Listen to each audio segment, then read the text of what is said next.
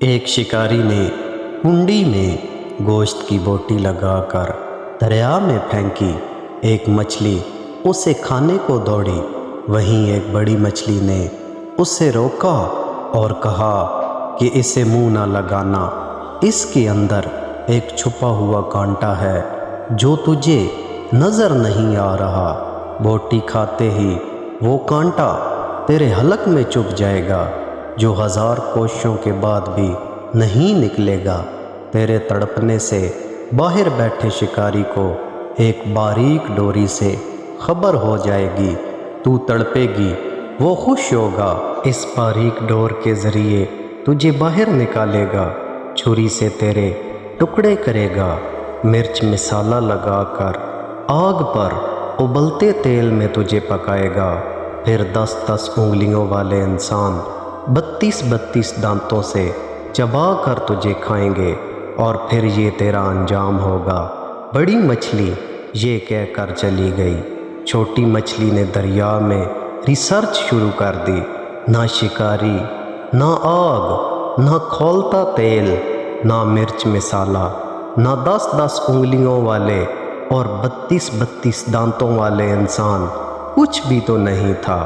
چھوٹی مچھلی کہنے لگی، یہ بڑی مچھلی ان پڑھ، جاہل اور پتھر کے زمانے کی باتیں کرنے والی ہے، کوئی حقیقت نہیں اس کی باتوں میں نے خود ریسرچ کی ہے، اس کی بتائی ہوئی کسی بھی بات میں کوئی سچائی نہیں ہے، میرا ذاتی مشاہدہ ہے۔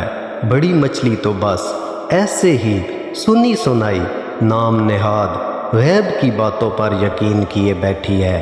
اس ماڈرن سائنسی دور میں بھی پرانے فرسودہ نظریات لیے ہوئے ہے، چنانچہ اس نے اپنے ذاتی مشاہدے کی بنیاد پر بوٹی کو منہ مارا، کانٹا چبھا، مچھلی تڑپی، شکاری نے ڈور کھینچ کر باہر نکالا اور آگے بڑی مچھلی کے بتائے ہوئے سارے حالات سامنے آ گئے۔ بس پھر کیا ہونا تھا، ایک پچھتاوا ہی رہ گیا۔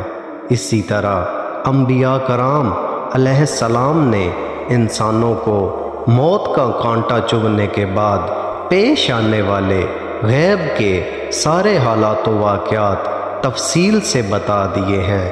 بڑی مچھلی کی طرح کے عقل مند انسان انبیاء کرام کی باتوں کو مان کر زندگی گزارنی شروع کر دی، اور چھوٹی مچھلی کی طرح نظریات رکھنے والے انبیاء کرام کا راستہ چھوڑ کر اپنی ظاہری ریسرچ کے راستے پر چل رہے ہیں۔ موت کا کانٹا چبھنے کے بعد سارے حالات سامنے آ جائیں گے، مگر دوبارہ موقع نہیں ملے گا۔